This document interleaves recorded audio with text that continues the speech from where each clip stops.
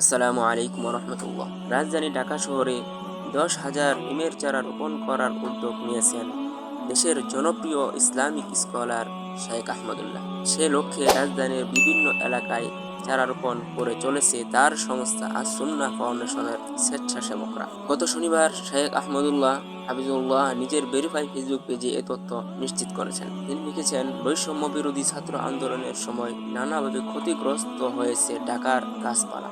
এই ক্ষতি পোষাতে আমরা ঢাকা শহরে 10,000 নিমের চারা রোপণ করছি। রোপণের জন্য নিমের চারা বেছে নেওয়ার কারণ হলো, আমরা আশা করছি এতে ঢাকার দূষিত বাতাস স্বাস্থ্যকর ও কোমল হবে। কমেন্ট বক্সে তিনি লেখেন, প্রত্যেকের এলাকার বিশ্বস্ত প্রতিনিধি এবং স্বেচ্ছাসেবকদের মাধ্যমে চারা রোপণ করা হচ্ছে। চারার সাথে বাঁশের মজবুত খুঁটি এবং সচেতনমূলক স্টোন লাগানো হচ্ছে। রোপণের পর স্বেচ্ছাসেবকদের মাধ্যমে পরিচর্যা ও নিয়মিত খোঁজ খবর নেওয়া হবে ইনশাআল্লাহ।